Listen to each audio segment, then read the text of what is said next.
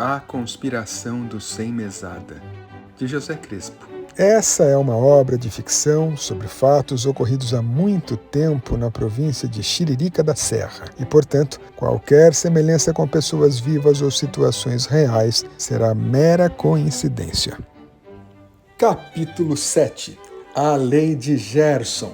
A Lei de Gerson, na cultura popular brasileira, representa uma norma social que preconiza que, para alcançar o sucesso, a pessoa, seja ela boa ou malandro, pode tirar vantagem em todas as situações, mesmo que isso signifique prejudicar os outros ao longo do caminho, independentemente de questões éticas, morais ou legais. Em outras palavras, essa ideia valida o uso de qualquer meio para atingir um determinado fim, evidenciando uma ambição desmedida. Frutis Ambitionato abandonou seus estudos para se dedicar àquela que acreditava ser sua verdadeira vocação: tornar-se um grande vendedor de carros. Ele dominava a arte de maquiar a realidade, apresentando até mesmo os produtos de menor qualidade com eloquência e persuasão. Com tal habilidade, entre aspas, ele ascendeu consideravelmente entre seus colegas vendedores de carros em Chiririca. Entretanto, essa trajetória ascendente trouxe consigo uma série de envolvimentos pessoais que o fizeram perder o rumo e a dignidade. Contudo, próximo à loja de carros em que trabalhava, uma nova igreja começava a se estabelecer. O líder espiritual da igreja, o pastor Altemiro San Jorge, cruzou o caminho de Frutis de maneira casual em uma manhã de domingo e decidiu estender a ele a sua mão, auxiliando-o a superar os problemas que estava enfrentando. Esse encontro mudou o curso da vida de Frutis para melhor. E o pastor o encorajou a canalizar suas habilidades de vendas para um propósito mais nobre: converter almas.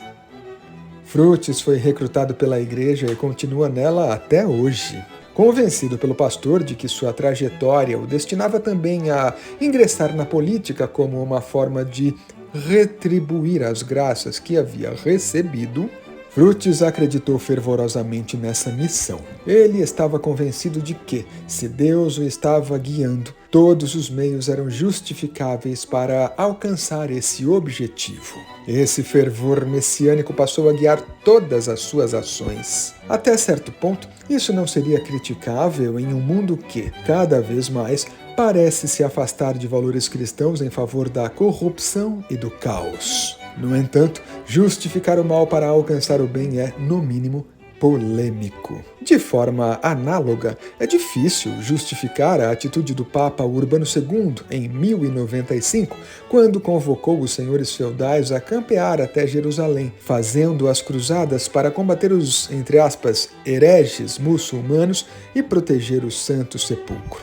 Ambos os casos parecem justificar o uso do mal para alcançar um objetivo nobre.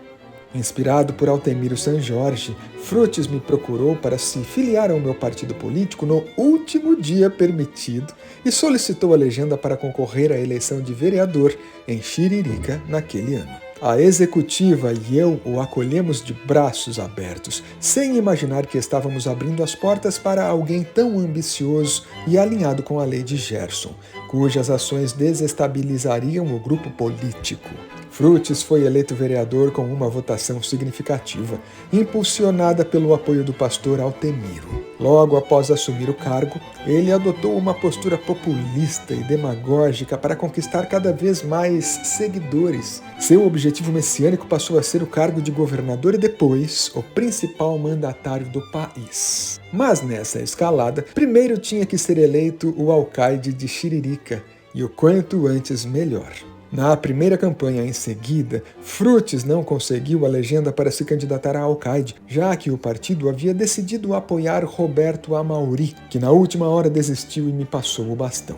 No entanto, ele aproveitou seu carisma e os recursos da igreja para ser eleito o novo presidente da Câmara Provincial.